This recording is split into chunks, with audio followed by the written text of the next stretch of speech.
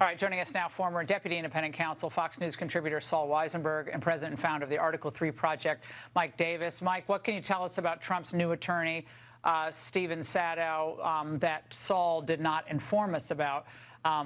People were saying, oh, switching attorneys. You know, Tim was a former attorney. Obviously, now we got another attorney. Is this a sign of weakness in their case or strength?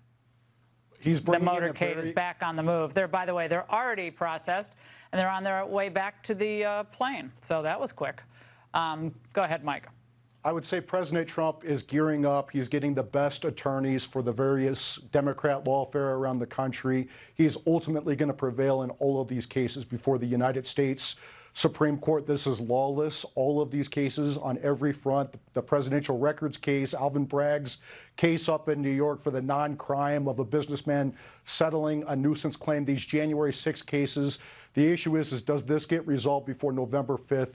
2024. And I think the American people are going to say to these Democrat prosecutors and these Democrat judges and these Democrat juries and these Democrat hellholes of New York, D.C., and Atlanta that the American people get to decide the next election. And that's what's going to happen. They're going to put Trump back into the White House. Saul, so that was a quick processing of the former president. I mean, some of us thought, and myself incorrectly, that they'd try to drag this out. But there's not a lot that has to be done in this processing. The fingerprinting, a few forms have to be signed, and obviously the photo taken. I guess they weigh them. I mean, come on. I mean, like, the whole thing. She wants that. She wanted, as you pointed out, she wanted the mug shot. She wanted to make him come down, and she wants the mug shot. But she may have a surprise in store. You know, you've got one of these defendants that wants a speedy trial, and if he can get severed and start that trial, they may find out, people may see how weak some of these counts are, particularly the counts that have to do with what is essentially a political advocacy within the system there in Georgia.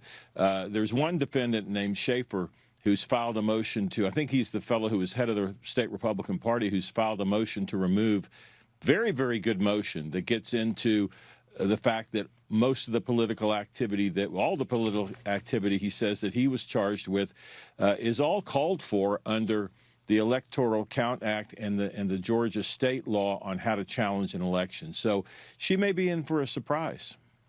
Mike, the left, the Democrats, Fani Willis, for her political future, they want cameras in the courtroom.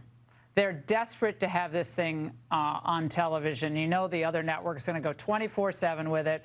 It's catnip for the progressives. That could also cut the other way, could it not? Yeah, I hope that Fani Willis does put cameras in the courtroom so the American people can see what a partisan buffoon she is. Like, she's the Michael Avenatti of this Democrat lawfare against President Trump. And I think it's going to backfire, just like it backfired on the Democrats when they tried to go after Justice Kavanaugh. He's on the Supreme Court for the rest of his life, and 4 Senate Democrat incumbents got sent into early retirement. I think Democrats are going to regret what they've done here because President Trump is going to be back in the White House after November 5th, 2024.